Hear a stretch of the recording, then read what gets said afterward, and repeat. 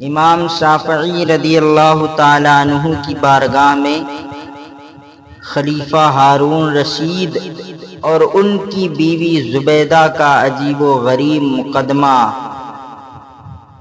ایک رات ہارون رشید اور ان کی بیوی زبیدہ میں بحث اور مباحثہ ہو گئی۔ اتفاقاً زبیدہ کے منہ سے نکل گیا، اے جہنمی!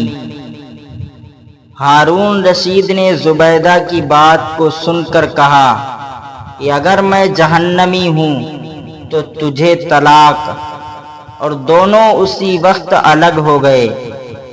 لیکن چونکہ ہارون رشید کو زبیدہ سے بے پناہ محبت تھی، اس لیے خلیفہ اس کی جدائی سے بہت پریشان ہوئے اور بے قراری محسوس کرنے لگے۔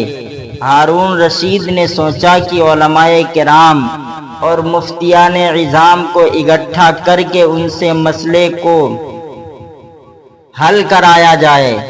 علماء کرام جمع ہو گئے، مگر کسی نے اس مسئلے کا تسلی بخش جواب نہیں دیا، بلکہ سبوں نے متفقہ طور پر کہا کہ اس بات کا علم خدا ہی کو ہے کہ ہارون رشید جہنمی ہے یا جنتی۔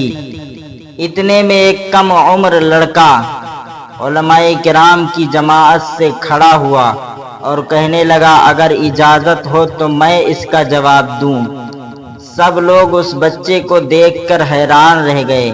بڑے بڑے علماء کرام جب اس مسئلے کا جواب نہیں دے پا رہے ہیں تو یہ بچہ اس کا جواب کیا دے گا؟ ہارون رشید نے اس لڑکے کو اپنے قریب بلایا اور کہا، ٹھیک ہے، تم ہی اس کا جواب دے دو۔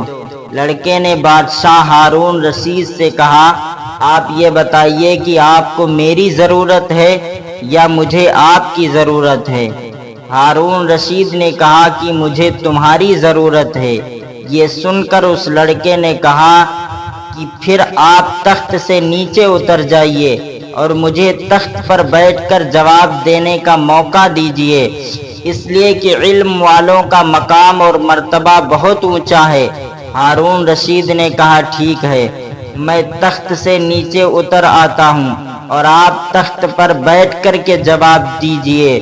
چنانچہ وہ لڑکا تخت پر بیٹھ گیا اور ہارون رشید سے مخاطب ہوا اور کہا، پہلے آپ میرے ایک سوال کا جواب دیجیے۔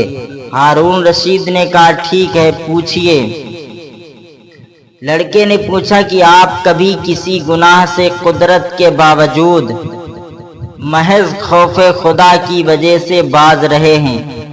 آپ نے کوئی گناہ صرف اور صرف خدا کے خوف سے چھوڑا ہے یا نہیں؟